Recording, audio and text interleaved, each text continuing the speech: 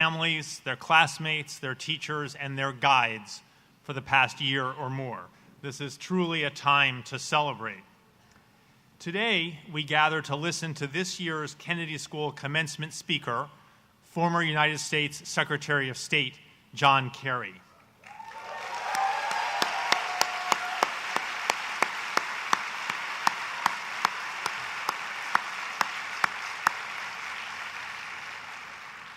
Secretary Kerry has had an incredibly distinguished life and career as a public servant. What he has done for the past half-century and is doing now stands as a true model for all of us at the Kennedy School. We are greatly honored that he could be with us today, and I'm delighted to welcome him to our commencement.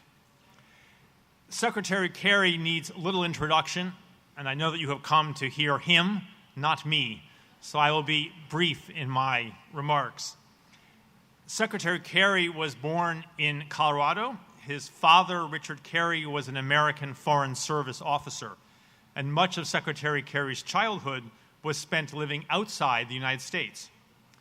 Secretary Kerry attended Yale University, and after completing his degree in 1966, he volunteered to serve in the U.S. Navy.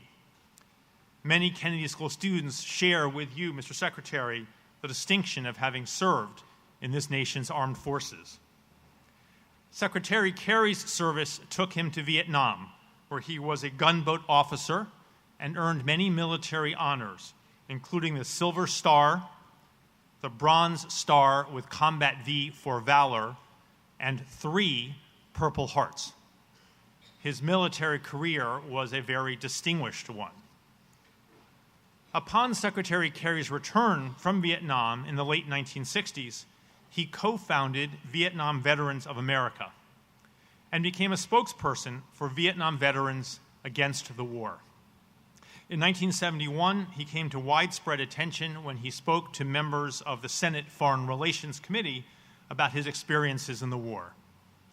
Years later, he said, quote, "I saw courage both in the Vietnam War and in the struggle to stop it. I learned that patriotism includes protest, not just military service," unquote.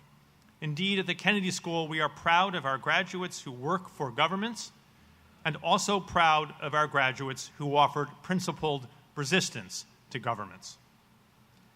Secretary Kerry graduated from Boston College Law School in 1976 and worked in private practice and later as Assistant District Attorney of Middlesex County in Massachusetts, where we are today. He then became Lieutenant Governor of Massachusetts and after that won election to the United States Senate.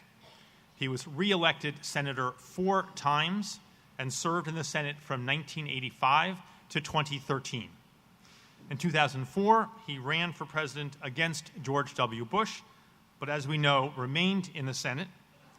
During his years in the Senate, Secretary Kerry advanced many important causes, including veterans issues, environmental protection, international trade, and education. He held senior positions on the Finance, Commerce, and Small Business Committees.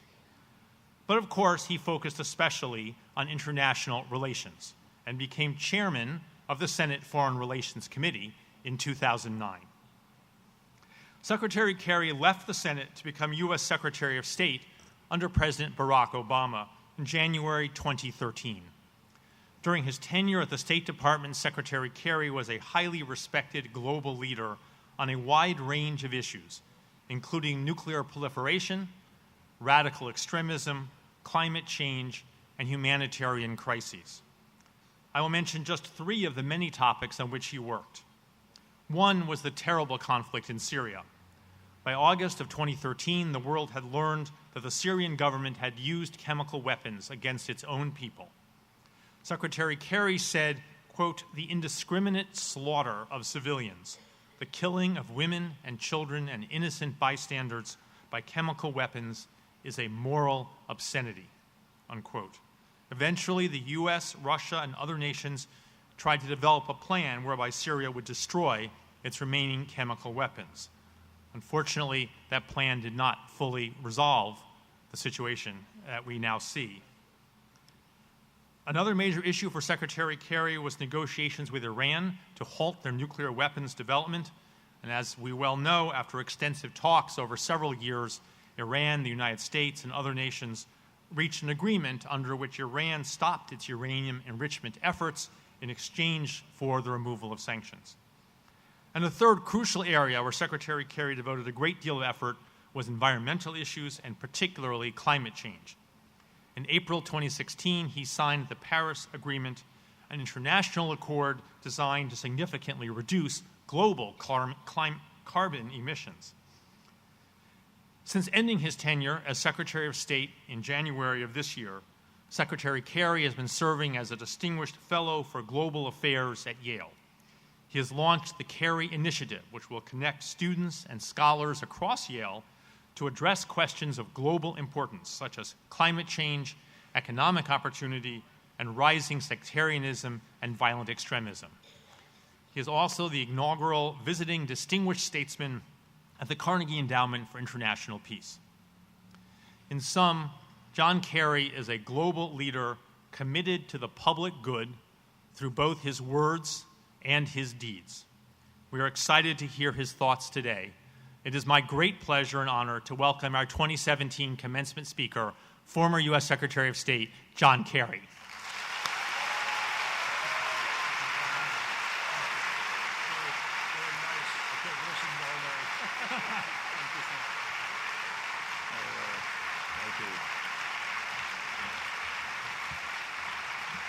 Thank you. Thank you very much. I accept the nomination. Dean Elmendorf, friends, families, parents, of course, future presidents, prime ministers, Fortune 500 CEOs, and the rest of the class of 2017. And I want to just say it's really terrific to be here to join with Vice President Biden and Mark Zuckerberg in Harvard's commencement lineup. And I want to particularly thank, in absentia, Graham's not here, but Graham Allison has led the Belfer Center with extraordinary skill and done an enormous amount for this school, and I want to pay a tribute to him, and I think all of you should too. He's been extraordinary.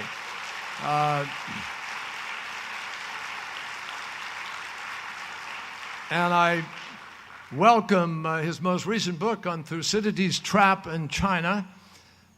He leaves behind a void that can really only be filled by someone as capable as my former cabinet colleague, Ash Carter. I wish him well as he takes on the important responsibility here. I'm also very happy to say hello to a couple of friends, if you'll permit me for a minute. And before I do that, I want to recognize that the Prime Minister of Uganda is here. And I want to, Barry's got it. Yeah. Outstanding. He brought his own cheering section with him, obviously. I want to say hello to two friends of mine. One of the consciences of our foreign policy cabinet, Ambassador Sam Power, is here, and I want to recognize her. There she is. And Washington Post reporter Jason Rezaian and his wife Yegi, whose grace and dignity are a reminder to everybody about the real strength of the human spirit. I was very proud when we were able to bring them back from Iran. There are others still there, but Jason, welcome. We're delighted to have you here.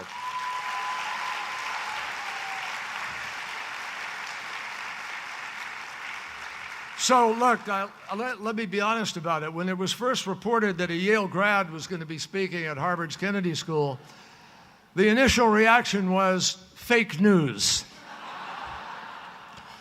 But notwithstanding my Yale background, the dean was very, very generous. He offered to reimburse me for half of my Uber ride.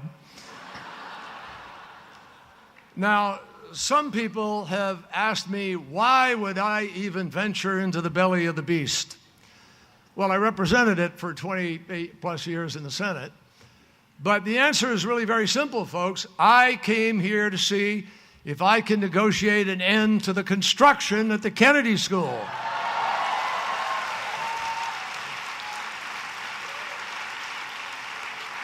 I understand it's going to be finished in 2030. Anyway, I want you to know that it is hard to suddenly just stop negotiating as Secretary of State. And my friends have been busy trying to buck me up. They assure me that I can still be called on to help negotiate peace. After all, there are so many warring factions out there. Red Sox and Yankee fans, Sarn Spicer in the press, and Ann Coulter in Berkeley. So there's work to be done, obviously. But I should tell you, there are plenty of things about government that I actually don't miss. But I have one regret. It's that Alec Baldwin never did an impersonation of me, let alone Melissa McCarthy, which would be interesting. I'm often asked what the secret is, and I was just up at a luncheon and we were having some conversation about government. And I've been asked, what is the secret to having a real impact on government? Well, it's recently changed. I used to say either run for office or get a degree from the Harvard Kennedy School. With this White House, I'd say buy Rosetta Stone and learn Russian. But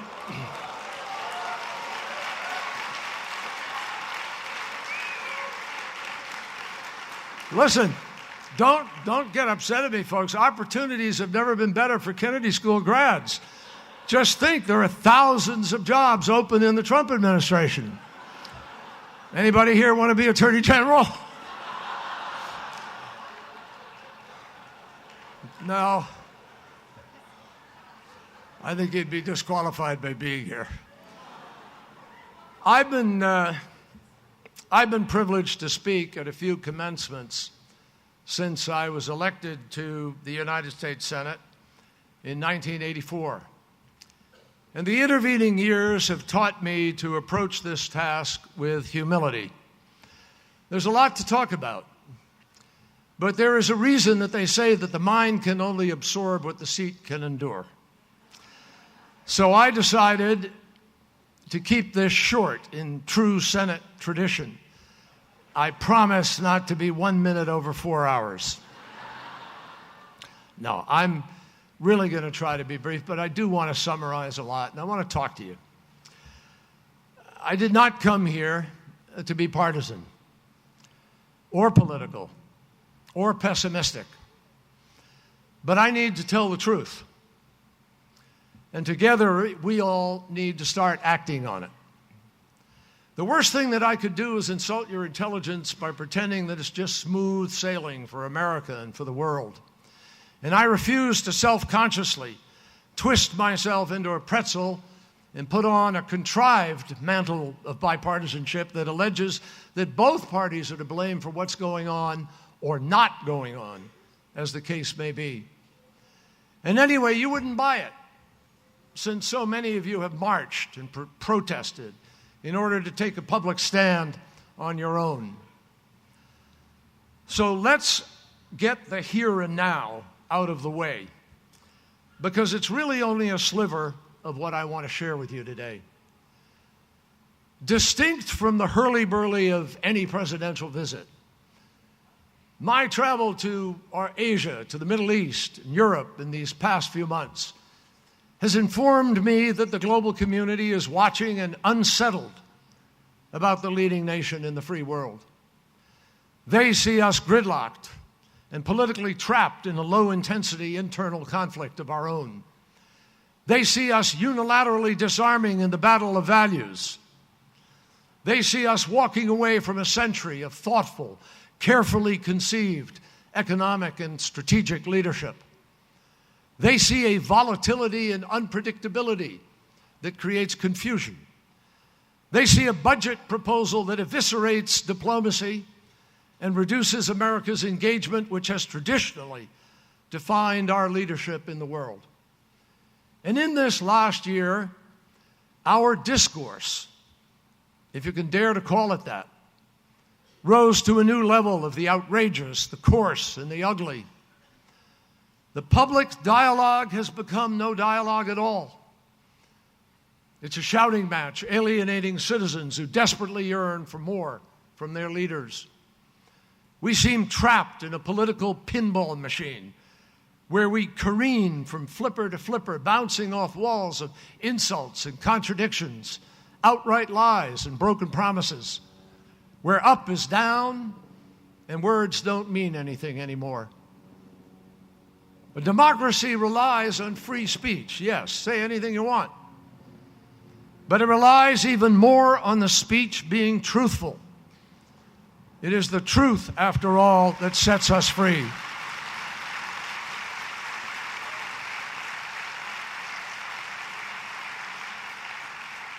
And the truth is, no, this is not a normal time. It's not normal to see a president of the United States decrying so-called judges.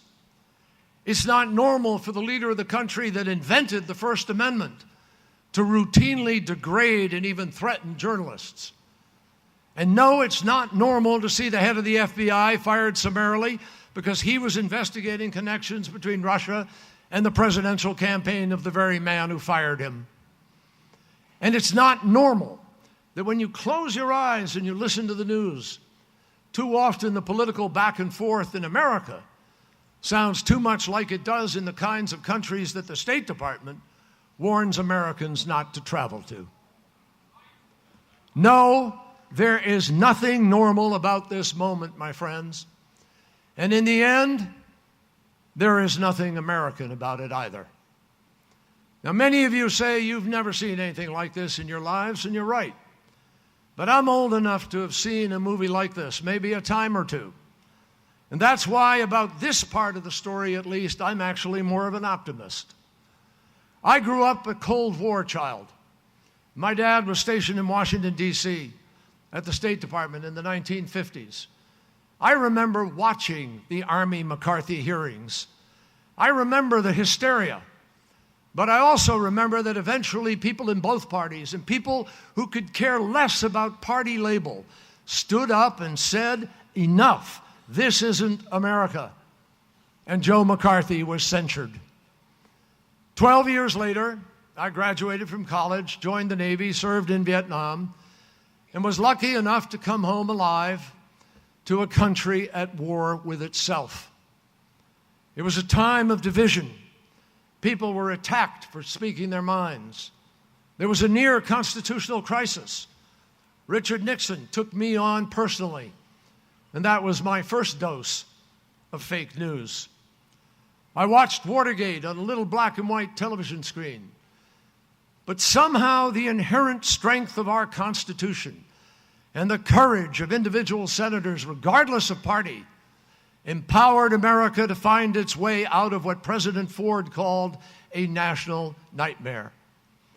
And in 1974, a whole new wave of people were elected to Congress to clean up corruption and put the country back on course. I relive that history, not to predict that that's the path we're on again, but to share with you that in my experience, the institutions the founders created to hold America together have always worked best when America needed them the most. Only one time in our history was there an exception, and that was for a cause that Abraham Lincoln himself said could only be resolved when, quote, the blood drawn with the lash shall be paid with another drawn with the sword. You know what? I don't think even Andrew Jackson could have stopped that one. So with respect to the short term, and this is important, with respect to the short term, the things that we're all talking about and fighting over every day, count me an optimist. Because I believe that America's got a pretty good, almost 241-year record of turning difficult situations into progress. But it's the long term we need to focus on. And that's what I want to focus on today, because we have to focus on it with a special purpose that is completely absent in today's politics, a focus deprived all the oxygen by the daily forest fires that we're forced to fight. Because while we're stuck disproving the crazy proposition that 2 + 2 = 5.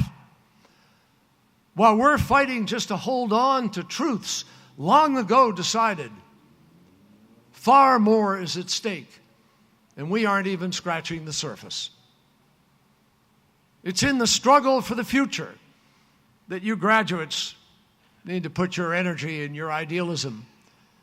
It's the challenges that we aren't confronting, the issues that we aren't facing, the questions that leaders aren't even asking, where we need to shake the free world out of its slumber and wrestle with what is really coming at us.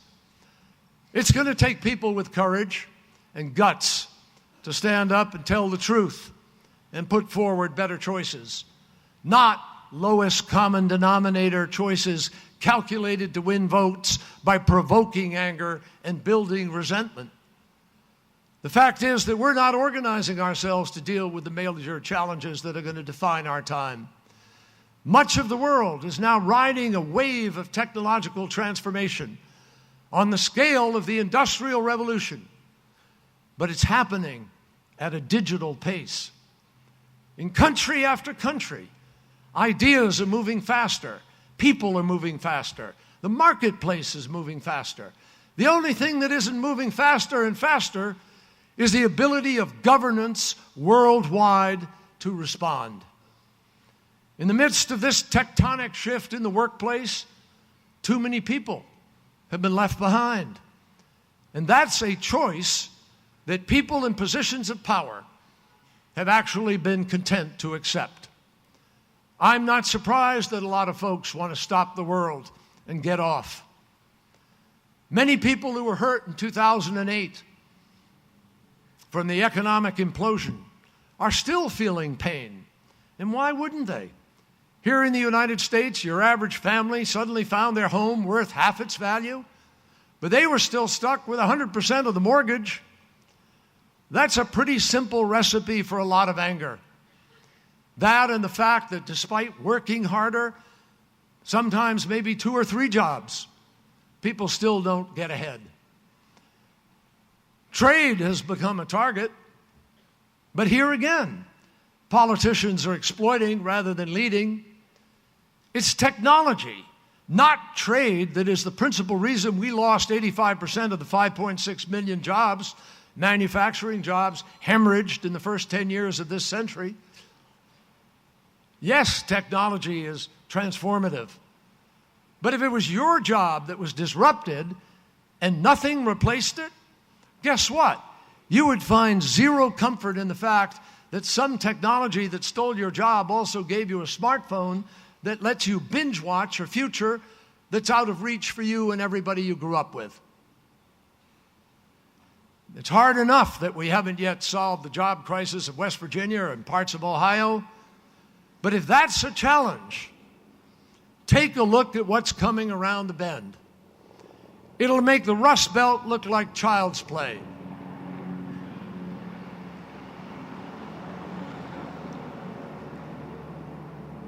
We've talked a lot, and we should, about 1 million coal mining jobs gone in 20 years. But did you miss the report last week that retail jobs dropped almost in half in the last 15 years? We lost more total department store workers than coal miners. Why?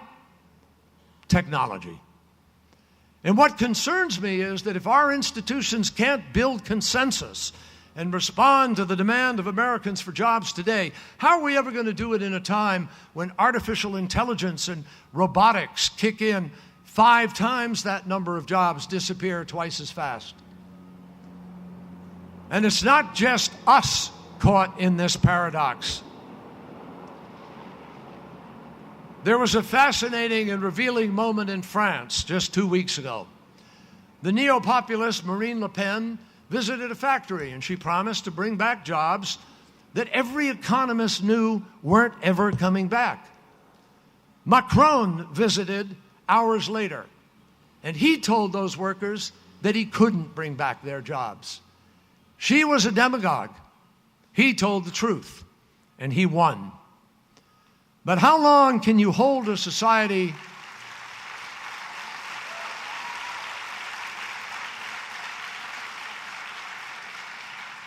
But I want to ask you how long you can hold together a society on hard truths alone, when what people need is to know that in return for hard work in a job that they had 10 years ago, not in that job, but in a job now, today, that they can actually take care of their family and have the pride and dignity of work and being a full participant in their society. In the halls of the Kennedy School, you've had the debate about what happens to the fabric of our societies. But in the halls of Congress and the White House, where they should do something about it, there is a dangerous deadlock, a willful denial, and most egregious, rhetorical lip service that instead of producing jobs is destined to create even greater anger. Nowhere is that denial more dangerous or economically costly than the absence of concerted effort to correct the perilous course that our planet has been on for far too long. For the last few weeks, we've all heard the debate and watched the news, a lot of sound bites about whether the United States is going to abandon nearly 200 other countries, and we unilaterally withdraw from the Paris Agreement. Make no mistake, if the United States unilaterally retreated from our commitments made as a leader in the negotiations, it would have enormous negative reverberations around the equator and from pole to pole. Believe me, it would be a self-inflicted wound that will hurt our own businesses, diminish our leadership, and set back our future. I spent Election Day 2016 headed to Antarctica by way of New Zealand. And yes, when I saw the results, I admit for a couple of minutes I thought about staying. So there I was, at ground zero for climate change, McMurdo Station, sitting with scientists from all over the world, not American, not ideological, not members of any political party, people whose life is based on looking at evidence, working a pedagogy, finding out the truth, determining what are facts. And they pulled out chart after chart, and they described the latest, deeply alarming evidence of what is happening to our planet. I flew by helicopter over the West Antarctic ice sheet, sometimes as much as 3 miles deep. I walked out onto the Ross Sea ice shelf, and I looked out at the ocean, and I talked to the researchers who didn't mince words. A scientist from New Zealand named Gavin Dunbar described what they're seeing there as an unmistakable canary in the coal mine. He warned, quote, "Some thresholds, if we cross them, can never be reversed." And just a few days ago, the New York Times confirmed our worst fears, that Antarctica's ice sheet may be facing unstoppable disintegration. With warm water, the weight of the ice pushes the continent down. The warmer water now comes in under the ice, as well as the melting on top. And you have an instability that is building up as a consequence. A year or two ago, a whole piece of the ice sheet broke off, the Larsen ice sheet, the size of the state of Rhode Island. So the challenge that science puts to us is enormous. But even here, I believe that if we make the right choices, we don't have to be pessimistic. The solution to climate change is energy policy. And we have the energy solutions already determined. I don't buy that we have to be pessimistic because America's domestic politics are divided now, and somehow we're stuck in neutral or even reverse on environmental progress. I'll tell you why I'm not pessimistic. Because I believe the world has already made a different bet. A bet on science, a bet on reality, and a bet that we have to move forward with or without America's political leaders.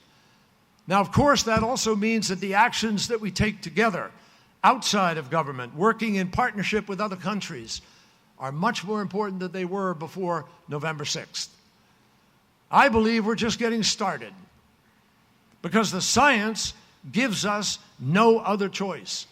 And because the world, certainly on climate change, the marketplace has made its choice already. The clean energy industry now, as we sit here today, employs nearly 5 times as many Americans as the fossil fuel industry.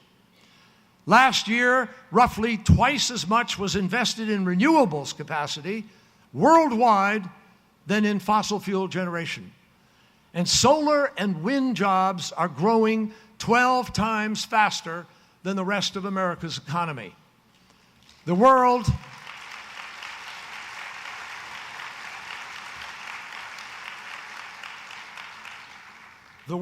has now collectively truly begun to move towards a clean energy future.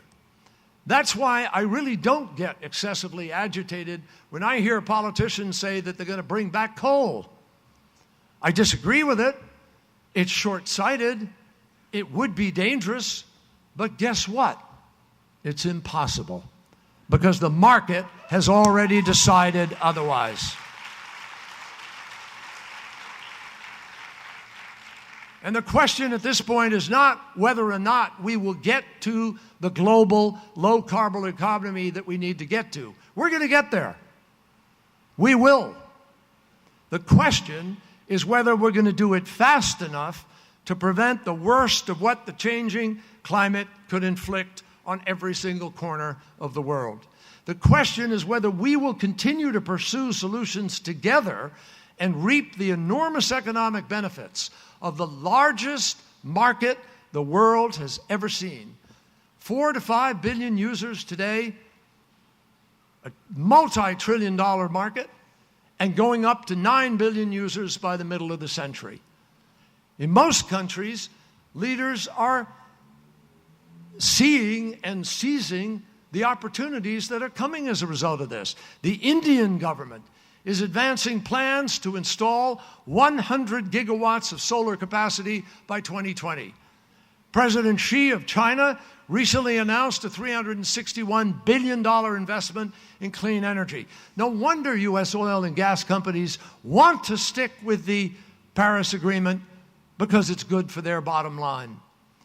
And a president who spent a long career in business, surrounded by cabinet secretaries who headed Fortune 500 companies, ought to be persuaded by the rationality of these arguments.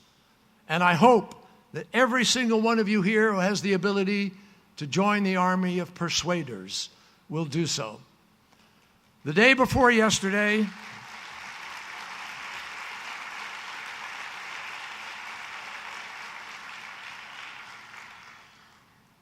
just one quick add-on to that.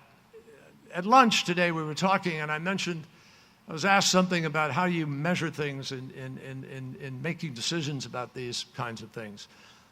You know, it's really a matter of fundamental common sense and responsibility. If you're a public person, you have to take the data you have and make the best judgments you can about what your choices are.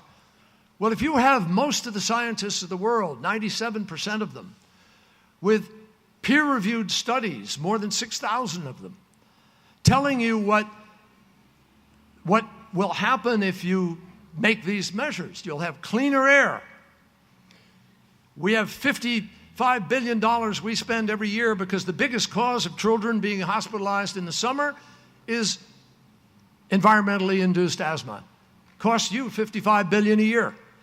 Last year, we spent $27 billion cleaning up after 10 major storms, unlike any storms we'd seen before. We have 500-year floods every 5 years now.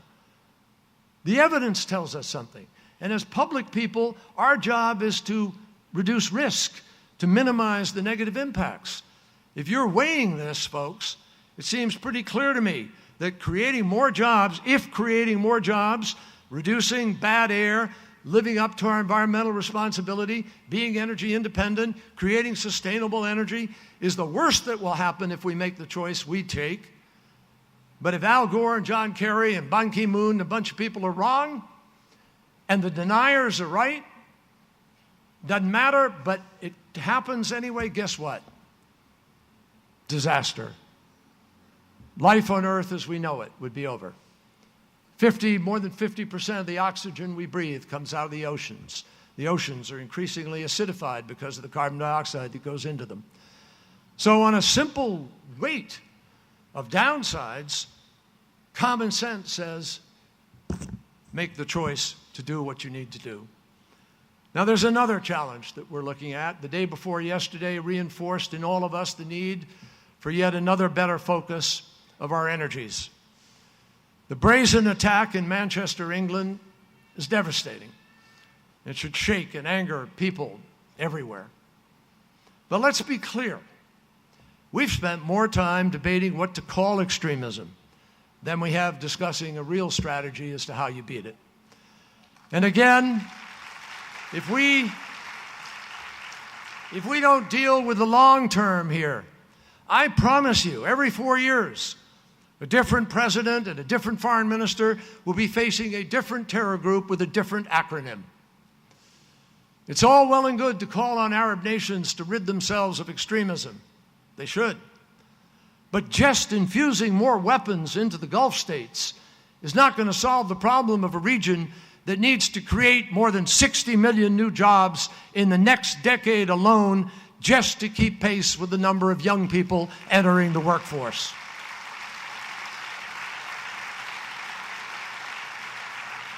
In too many parts of the world today, Northern Africa, the Middle East, parts of Asia, there are countries in which 60 to 65% of the nation is under the age of 30.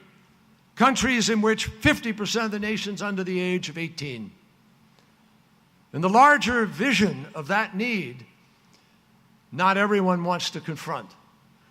It is to provide these booming youth populations with a quality education, with skills for the modern world, with jobs that allow them to actually build a life and build confidence in their own countries. So the question is, how are we going to deal with this challenge? When I was secretary, I had dinner with a foreign minister in an African country, a friend of mine, respect him greatly, and he will continue to be in public life. And I asked him, how are you managing the challenge of extremism? And he confided in me that he was genuinely worried, frightened, because he said extremists lure young kids away from their families and away from poverty, and they pay them a small stipend, and then they proselytize. And after a period of time, those kids didn't need to be paid. They were fully enlisted.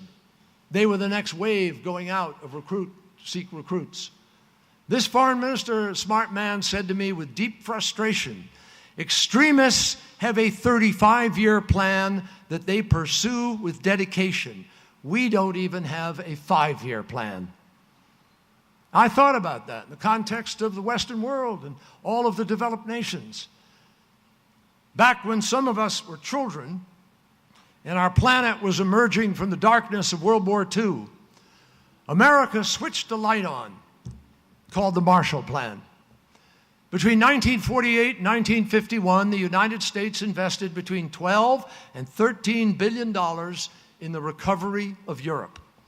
Now, that may not sound like a lot to your ears in 2017, but it was the equivalent of about $120 billion in today's dollars.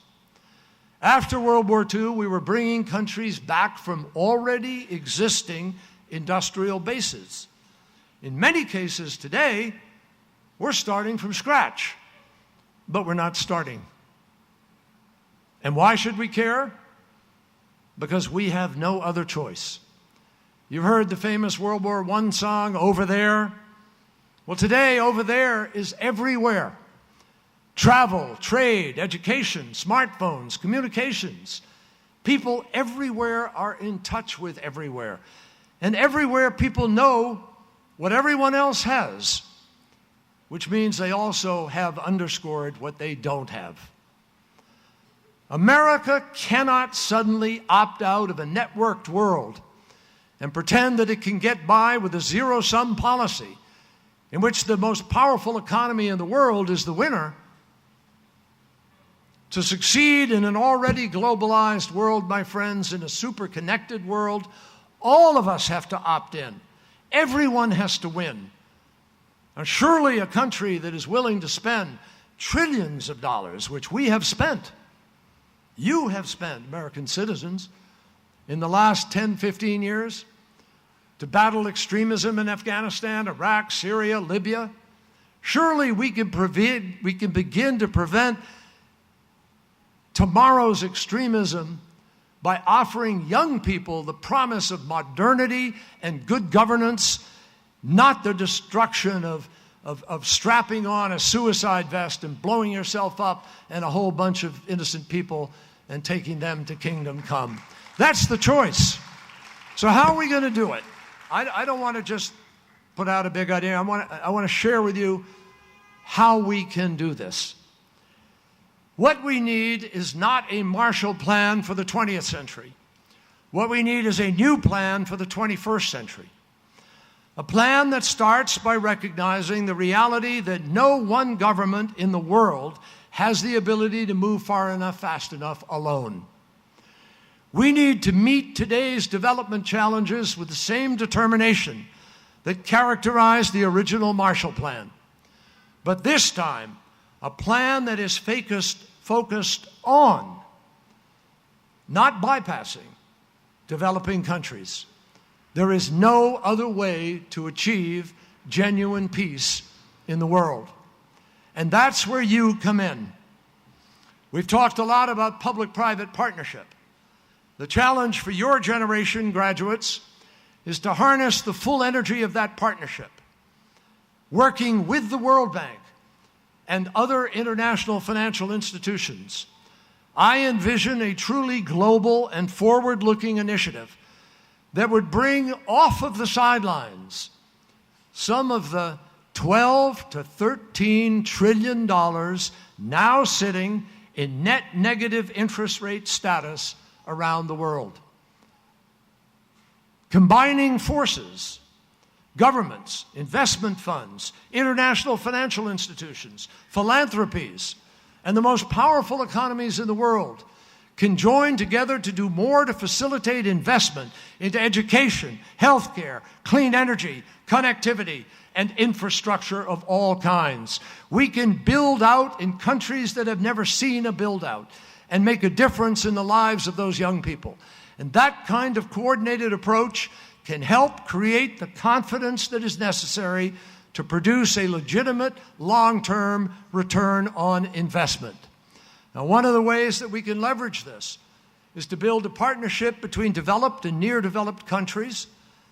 In my negotiations with China, the leaders agreed that it would be groundbreaking and important if our two governments were to cooperate on development projects, and they agreed to do so.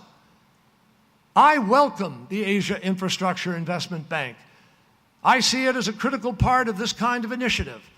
And I believe that building on our partnership in the climate negotiations, we should urgently follow up with the Chinese now to leverage sustainable investment on a global basis through its Belt and Road Initiative and well beyond. And that will make a difference unlike any difference we've made in the last quarter century on this planet.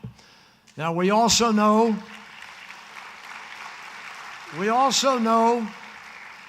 that capital chases confidence. Money behaves in predictable ways. It wants the fastest return on investment, or it wants the safest return on investment, or somewhere in the middle. We know how it works.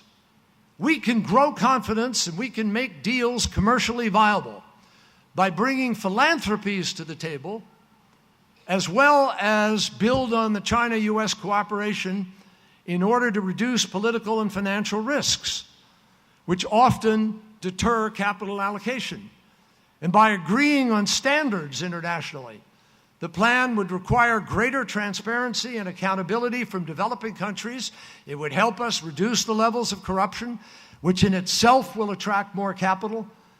And believe me, when countries like the United States and China and India start to leverage these investments to overcome the virulent bad governance and corruption that cost the global economy more than $1 trillion a year, when that happens, more capital will be excited to invest with urgency. That's the real way to counter violent extremism. That is an indispensable strategy also for prosperity and a legitimate vision which I think Americans and people around the world could fully embrace because it will create jobs everywhere. So members of the graduating class of 2017 of the Kennedy School of Government, Above all this afternoon, I urge you to insist on nothing less than real answers, not just expressions of anger, solutions, not just slogans, truth, not just talk. I know that we can restore civility to governance. I know that we can insist on leadership that compromises on policy without compromising on values and principles. I know that we can turn this moment of adversity into an age of unparalleled opportunity. I know we can harness our entrepreneurial spirit and our unlimited ingenuity to tame the worst of robber baron greed, but instead build a shared prosperity for all. And the reason I know we can do this is because even against resistance, again and again, we have seen what activism can do when young people put their minds to it. When I was in college, I listened to an activist by the name of Allard Lowenstein, who came to Yale and gave one of the most impassioned speeches I'd ever heard, an eloquent plea for engagement. It compelled us, many of us, to engage in the struggle for civil rights in our own country. And we lined up buses in the streets of New Haven and drove students from Yale down to the South and elsewhere to be part of the Mississippi voter registration drive and help break the back of Jim Crow. Ultimately, we forced Washington to ensure, through the law, that our values were not just mere words. We saw Congress respond and pass the Civil Rights Act and the Voting Rights Act, and life in America did change. Not only did landmark civil rights advances grow out of the sit-ins and the marches, but we saw the Environmental Protection Agency created, the Clean Water Act passed, the Safe Drinking Water, the Marine Mammal Protection, the Coastal Zone Management. All of it came out of citizen activism on Earth Day in 1970. Activism that forced the political system to respond and made the issue a voting issue. We saw women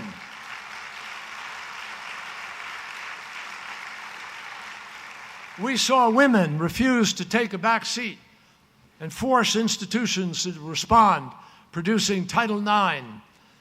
Citizens, including veterans of the war, spoke up and brought our brothers in arms home from Vietnam.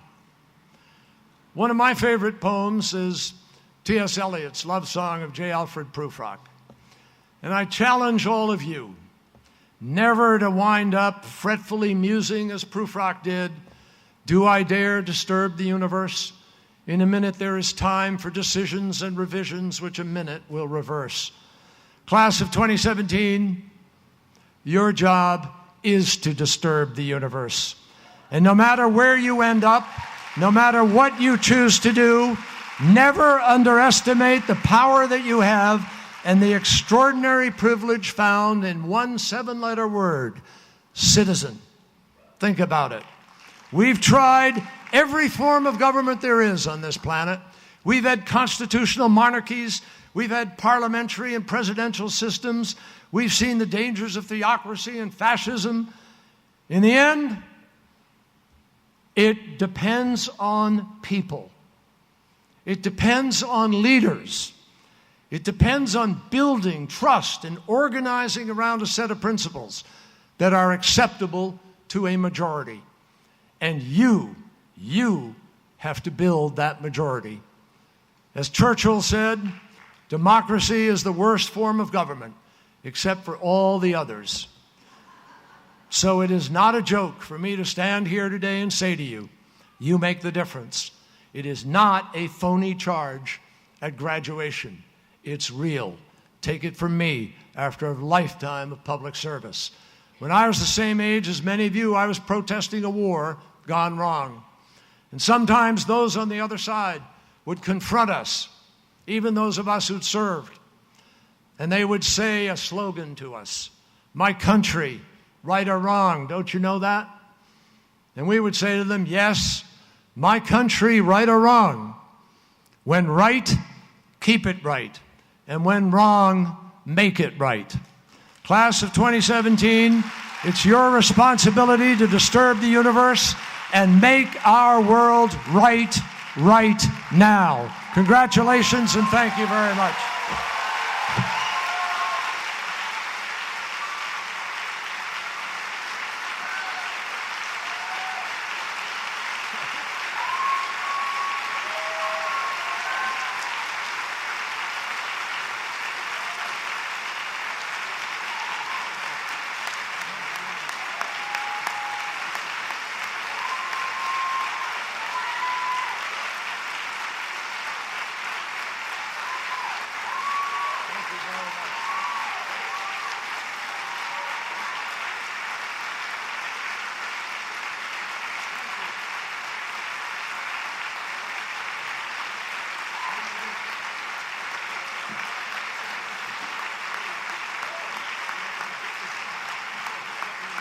Thank you very much.